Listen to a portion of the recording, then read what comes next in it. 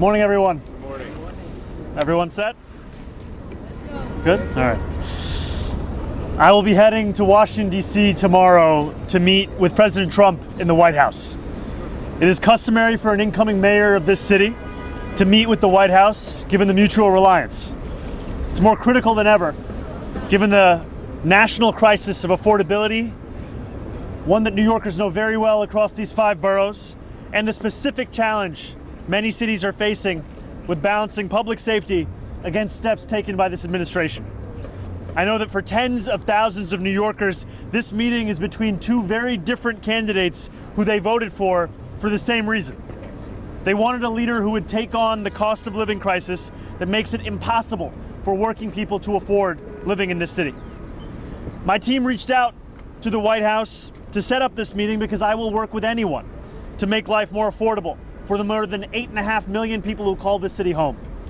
I have many disagreements with the president, and I believe that we should be relentless and pursue all avenues and all meetings that could make our city affordable for every single New Yorker. I intend to make it clear to President Trump that I will work with him on any agenda that benefits New Yorkers. If an agenda hurts New Yorkers, I will also be the first to say so. Thank you. All right, let's start with Marsha right here.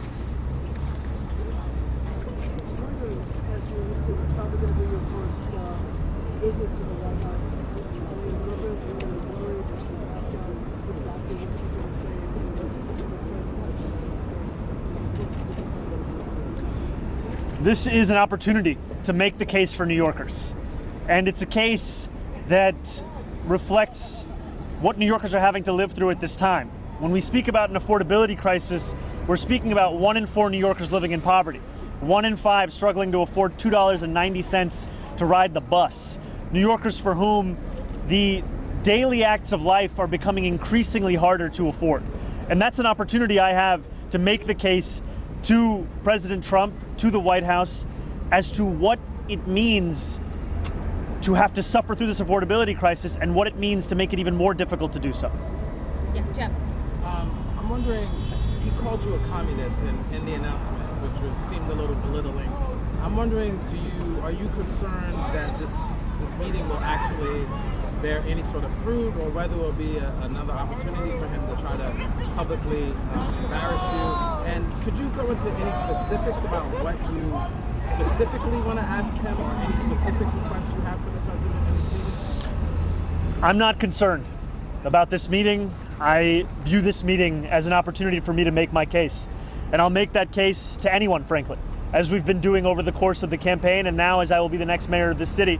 It behooves me to ensure that I leave no stone unturned in looking to make the city more affordable. And this is a meeting where I look forward to speaking about the affordability agenda, public safety, and economic security for each and every person that calls the city home. Question about the email that Commissioner Tisch sent to the NYC yesterday. Did she give you and your team a heads up and a copy of that email before she sent it? What did you think of the fact that, she says, I'm going to be a fierce advocate for you? I mean, is the implication there that she's going to be a fierce advocate because she has to have some kind of adversarial relationship with the mayor? I see the implication being that every commissioner should be a fierce advocate for those that work for their department or their agency. And I look forward to ensuring that that is the case across the entirety of my administration, where when I have a meeting with a commissioner, I know that they are bringing forth the concerns of those that they work with, those that they represent, so that we can ensure that we're actually addressing those concerns. Did you give you a copy of that email? No, this was not a copy of an email that we needed because, frankly, we've been having discussions about the agenda that we share, and I'm not looking to micromanage every single person that works for me. I'm looking to trust them to do their job and know that ultimately I'll be responsible for the work that they and everyone in my city hall does. Holly. Thank you. You were there at the meeting last night, but it's being reported that you're supportive of Brad Lambert challenging Dan Goldman. So can you confirm that reporting first of all? And if that's true, why is Dan Goldman a member of Congress in the primary but Joaquin official?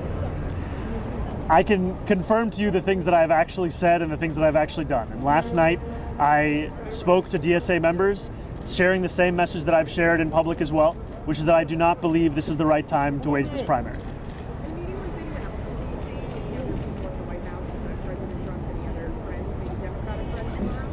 Right now, my plans are to meet with the president and make the case. As soon as I have any more information, I'll share it. What are you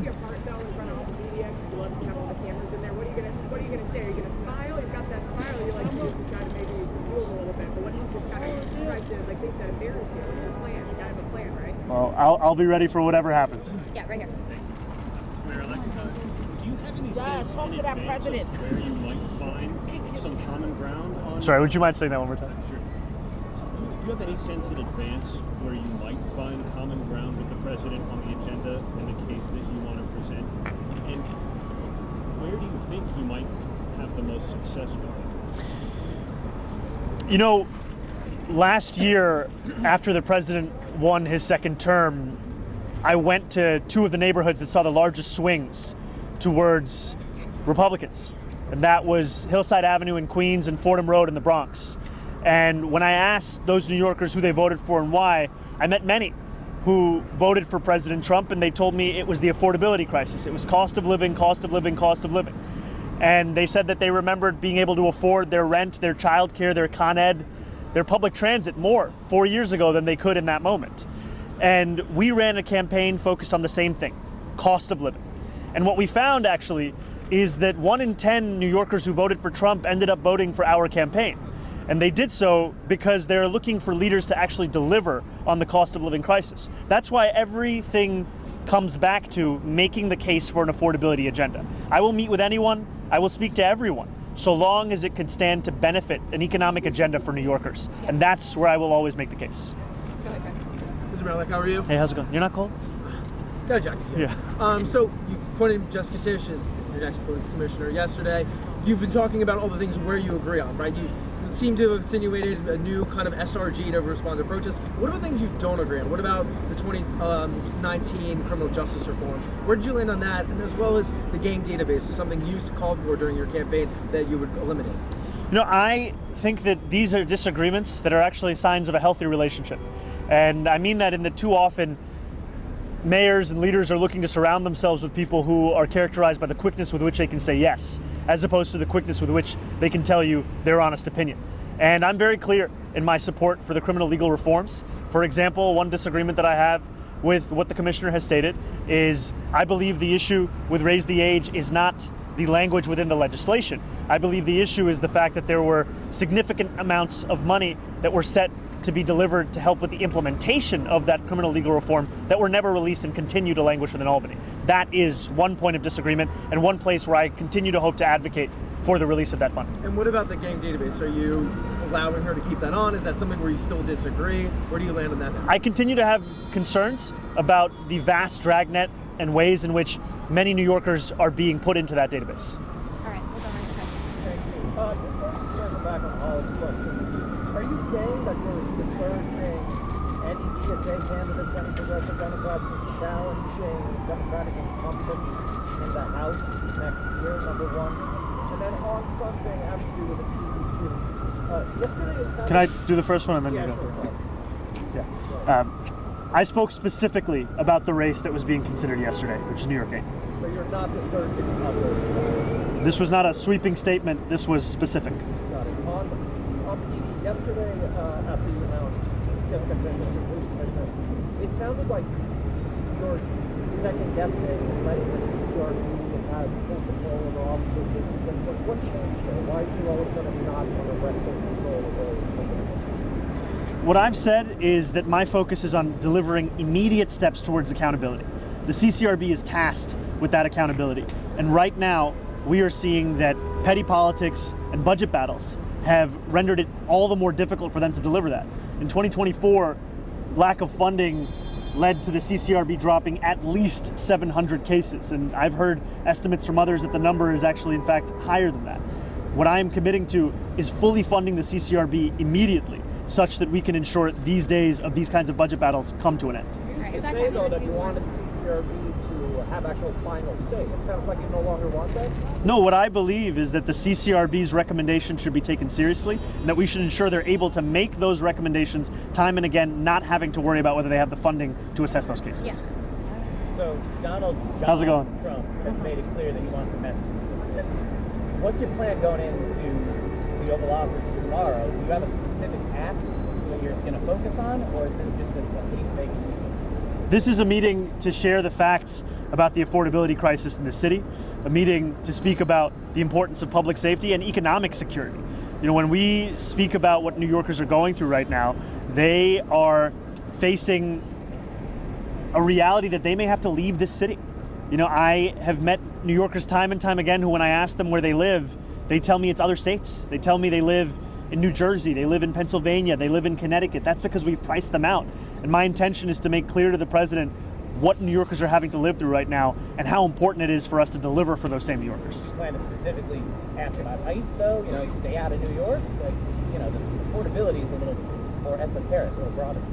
Well, I think affordability was at the core of our campaign. And also, it was affordability based on a value of protecting each and every New Yorker. That means protecting them from price gouging in their lives. It also means protecting them from ICE agents and making it clear that I will look to be representing every single person who calls the city home. All right, we've got time for one more. To your left right here.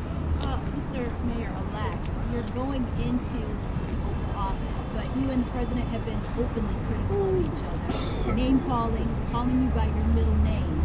How do you avoid being cocky in the Oval Office? You're on his turf, but he could attack. What's the plan? Well, I think being a New Yorker means that you're prepared for all situations, all kind of comments, all kind of commentary. And at the end of it, the focus has to be, what's the case that you're making? Why are you there? And for me, it's not about myself. It's not about a relationship with an individual. It's about a relationship between New York City and the White House, the president, the federal administration. And I will look to make clear that my interest goes beyond any one of an individual. It's for the people that I look to represent. That's the case I'll make. Do you take that in an Oval Office meeting, though? Because we saw what happened with President Zelensky. What happens? Do you swipe back? I'll stand up for New Yorkers every single day. Thank you, man. All right, we gotta go this way. you meet with We gotta go this way. Jeffries at all while you're in Washington? This is the only meeting I have to share details on. As soon as I have any more details on it, it's going to be happening tomorrow. Chancellor, have you given that any thought? Not as yet, brother, but I'll let you know when we do. Thank you, Mamdani. Love you. Vote for New York.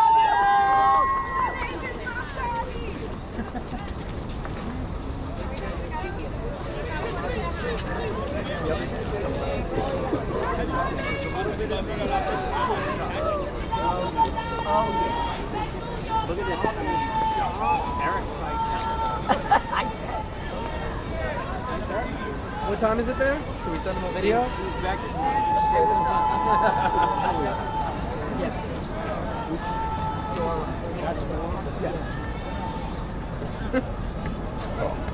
Right here, right?